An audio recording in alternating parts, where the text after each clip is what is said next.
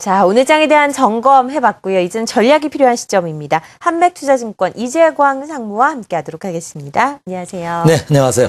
미국 출구 전략에 대한 우려가 최근에 금융시장의 요동치게 만든 원인이었다라고 많은 분들이 분석을 하고 있는데 그것만이 악재가 아니다라고 생각하시는 것 같아요. 네. 어떻습니까? 예. 6월 달 들어서 우리나라 시장을 포함한 특히 동남아 시장, 아시아 시장, 이머징 마켓 시장이 큰 폭의 하락세를 보이고 있습니다.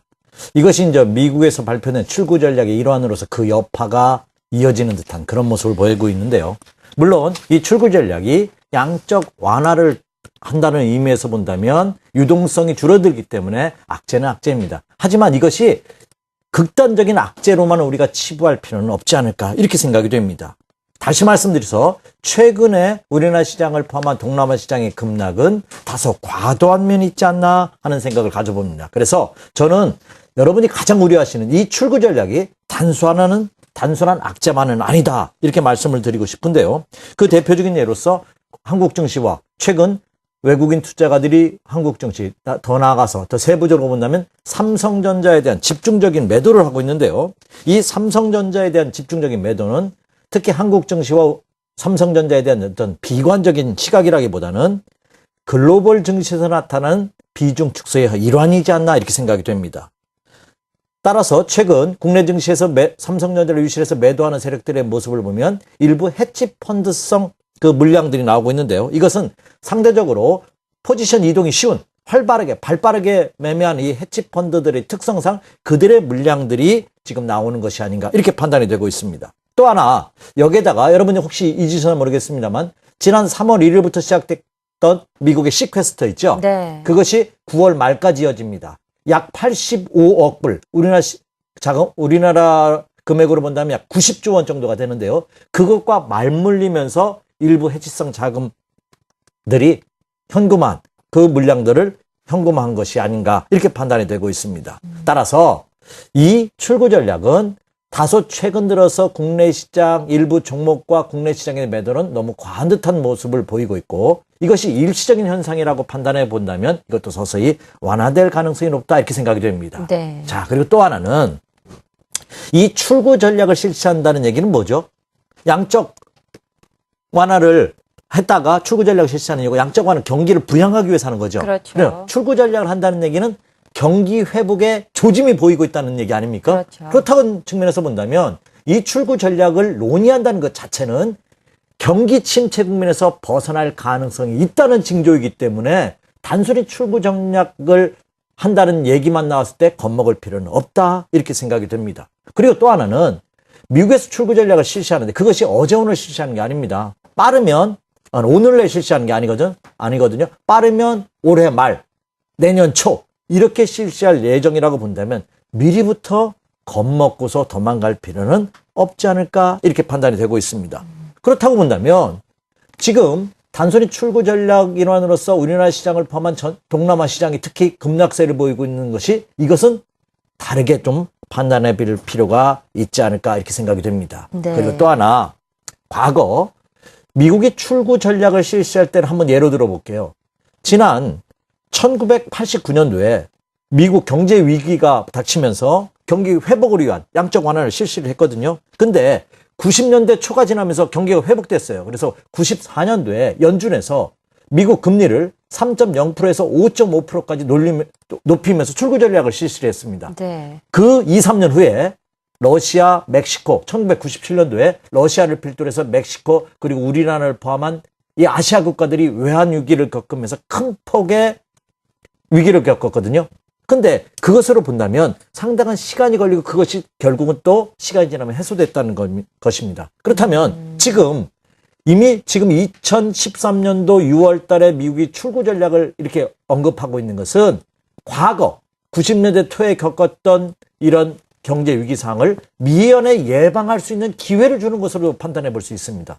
그런 차원에서 본다면 설사 출구 전략이 시작이 된다 하면은 오히려 이것은 시장의 안정화, 경기 회복을 뒷받침으로 한 주가 상승의 모멘텀이 이어질 가능성이 크지 않을까 이렇게 판단이 됩니다. 네. 물론 이로 인해서 이 6월달 증시 전망을 해보자면 6월달 증시가 바로 상승할지는 저도 않습니다. 다시 한번 언급을 해드리겠습니다만 다소간에 6월 말까지는 진통을 오르락내리락하는 진통을 겪겠지만 지난 6월 첫째 주와 둘째 주 같은 6월 초순의 급락세장은 나타나기 어렵지 않을까 이렇게 전망이 됩니다. 한 줄로 이 미국 출구 전략이 악재만은 아니다라고 말씀하신 거 제가 앞서서 오해해서 악재가 이것만은 아니다 이렇게 말씀을 드렸는데 그랬습니다. 좀 긍정적으로 일단 출구 전략을 한다 함은 경기가 회복을 보이고 있기 때문에 나오는 것이기 때문에 좀 장기적으로 생각해봤을 때는 분명히 악재가 아니다라고 말씀을 하셨습니다. 그런데 이제 시기의 문제라는 거죠. 그렇죠. 이것을 매도해야 되는지 최근 시장이 굉장히 혼란스럽기 때문에 주식을 매수해야 되는지 굉장히 어떻게 포지션을 가져가야 될지 궁금하신 분들 많으실 텐데요. 투자 전략을 함께 좀 제시를 해주시죠. 네. 자, 지금장 굉장히 기회가 될 수도 있고 위기가 될 수도 있습니다. 혹자는 지금이 절호의 기회다. 대한민국 시장 전체를 본다면 퍼가 1밖에 안 되기 때문에 지금이 바닥이다 하시는 논리를 펴시는 분도 있고 또한 아니다. 이거는 시작에 불과하고 이제 본격적인 큰 위기가 남아있다. 이것은 빙산의 일각이다. 이렇게 표현하는 분이 있습니다. 특히 미국의 루미니 교수 같은 경우는 전형적인 약세론자죠. 이런 교수님 같은 경우에는 야, 증시 떠나야 된다. 이런 말을 또 서슴지 않고 하고 있습니다. 자, 그렇기 때문에 투자자분들 상당히 어려우실 겁니다. 자, 그렇다면 제가 보는 향후 국내 주식 전망을 보면서 이번 주 투자 전략 한번 살펴보죠. 자, 먼저 미국 시장부터 보도록 하겠습니다. 조우건 실컷 간에 전 세계 시장을 이끌고 있는 미국 시장이기 때문에 아니 볼 수 없겠죠. 네. 오늘 새벽에 끝난 뉴욕 증시 100포인트 이상 큰 폭의 상승을 보이면서 다소 안정화되는 모습을 보이고 있습니다. 지금 화면에도 나오고는 있습니다만 자, 지난 2주 6월 초순의 급락세에서 벗어나는 모습을 보이면서 1500포인트 이하로 내려올 때는 저점 매수가 형성되는 그런 모습입니다. 다소 급락세는 진정된 국면을 보여주고는 있습니다만 이것이 상승 전환으로 이어질 것이라는 아직 퀘스천 마크 미지수입니다.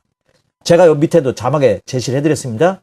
미국 시장도 지금 시장이 분기점 구간에 놓여져 있습니다. 이 말은 무엇이냐면 여기서 바닥을 찍고 다시 직전 고점을 돌파하면서 상승 전환을 할지 아니면 다시 한번 1차 지지선 라인이 붕괴된 이 지지선 라인이 14,900포인트에서 14,950포인트 라인이거든요. 직전 저점 라인입니다. 이것이 붕괴된다면 한 번 더 다시 하락하는 그런 하락 조정을 우리가 예상을 해야 됩니다. 그렇기 때문에 지금은 아직 분기점 구간에 놓여져 있는 상승할 가능성과 하락할 가능성이 5대5의 비중을 두고 있는 그렇다면 이것은 한 2, 3주가 지나고 나면 어느덧 윤곽이 나타나기 때문에 투자자분들께서는 지금 뭐 홀짝 하듯이 손바닥 뒤집냐 누가 맞냐 이거 하듯이 그렇게 판단하지 마시고요. 네. 한 2, 3주만 지난다면 명확하게 방향성이 결정될 때 그때 본격적인 매매 전략을 세우시면 되겠다 이렇게 생각이 됩니다. 자, 이제 유럽 증시 한번 가보도록 하겠습니다. 자, 유럽 독일의 닥스 지수인데요. 제가 유럽 시장을 제시해드릴 때 독일 시장을 많이 제시해드립니다. 왜냐하면 독일 시장이 유럽 시장의 나침반 역할을 하고 있고 가장 강한 시장이기 때문에 그렇죠. 자, 독일 시장도 보도록 하겠습니다. 사실 지난주까지 독일 시장도 크게 하락하는 모습을 보였습니다. 하지만 지난 주말을 기점으로 해서 반등에 성공하는 모습이에요.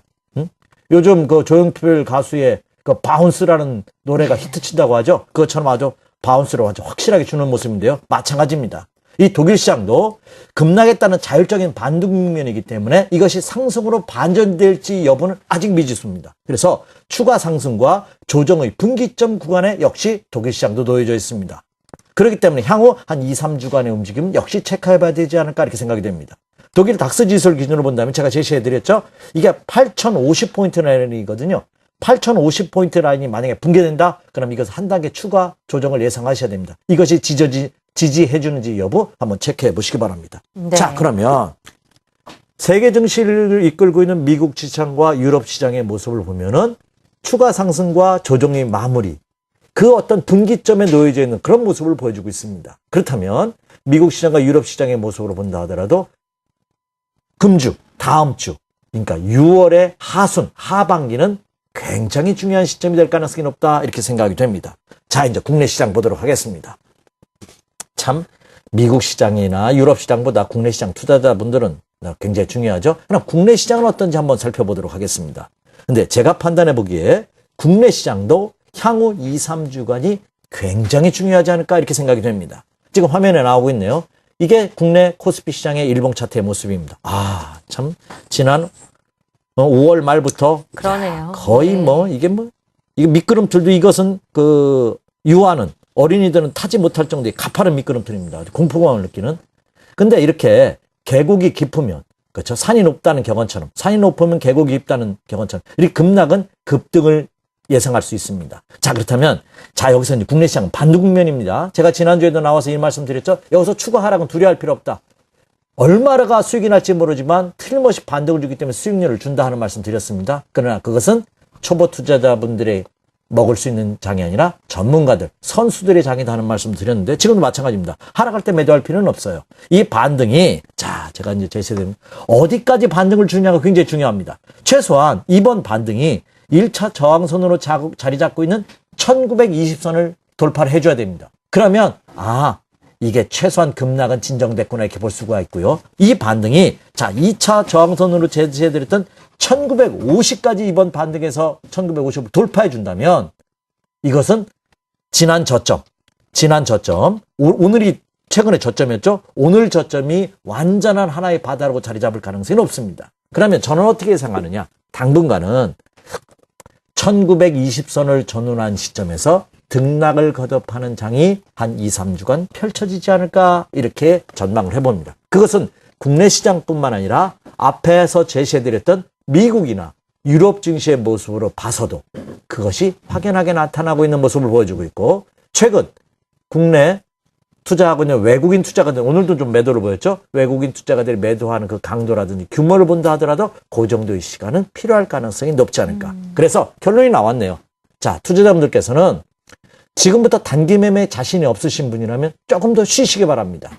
오히려 휴가를 올해는 좀 일찍 다녀오시는 것도 하나의 방편이 되지 않을까 이렇게 생각이 되고, 그리고 이제 그동안 추가 자금을 갖고 계시는 분이라면 지금부터 2, 3주간은 어떤 종목을 공략할지 면밀한 검토와 분석을 하신다면 올 하반기는 오히려 여러분들이 예상한 것보다 더 큰 수익을 줄 수 있는 장도 펼쳐질 가능성이 높다 이렇게 말씀을 드립니다. 네, 시장에 대한 명쾌한 전략과 전망을 세워주셨는데 이렇게 어려운 시장에서 투자자들이 관심 가질 만한 업종과 종목도 좀 소개를 해주시죠. 네, 그것이 상당히 중요하죠. 자, 지금부터 준비를 하시는데 어떤 종목을 준비를 하시냐면요. 단기적으로는 주식은 수급에 의해서 움직입니다. 어떤 회사는 실적이 굉장히 좋다는 보도를 하고 있음에도 불구하고 주가는 빠지는 종목이 있어요. 이것은 단기 수급이 좋지 않기 때문에 그렇습니다. 하지만 장기적으로 본다면 실적에 의해서 움직일 수밖에 없습니다. 국가의 흥망성쇠는 경기에 따라 움직이죠. 기업들은. 또 주가도 그 회사의 실적에 따라 움직일 수밖에 없습니다. 그러면 우리나라의 대표적인 효자 실적 업종 역시 자동차, 반도체, IT가 축이 되겠죠. 자동차란 현대차를 필두로 해서 만도라든 현대모비스가 되겠고요. 반도체라면 하이닉스. 요즘 삼성전자 매도 때문에 투자들 고통스럽죠. 우리나 삼성전자는 매도하는 반면 오늘도 외국인 투자가는 하이닉스는 엄청나게 샀거든요. 그러면 반도체 업황 전반에 걸쳐서 안 좋게 본다는 신호는 아닙니다. 반도체. 또 IT 부품 관련주들, OLED라든지 핸드폰 부품 관련주들. 이런 종목군들을 중장기적으로 보시기 바라고요. 자, 단기적으로는 제가 월 초에도 이런 말씀 드린 거 기억하는데 대북 관련주 봐라. 근데 대북 관련주가 남북 협상이 연기되면서 급락을 보였지만 다시 어차피 저는 대북 협상이 이루어질 가능성이 저는 높다고 보거든요. 그럼 단기적으로는 대북 관련주들을 단기 관심을 두시고서 염두에 두시고서 관심을 가져보시는 것도 하나의 대안이 되지 않을까 이렇게 생각이 됩니다. 자동차, 반도체, IT 관련주 여전히 시장에서 호평을 받고 있는 그런 업종과 종목 중심으로 시장에 가져가자라고 말씀하셨습니다. 한맥투자증권 이재광 상무와 함께 시장에 대한 전략 세워봤습니다. 고맙습니다. 네, 감사합니다.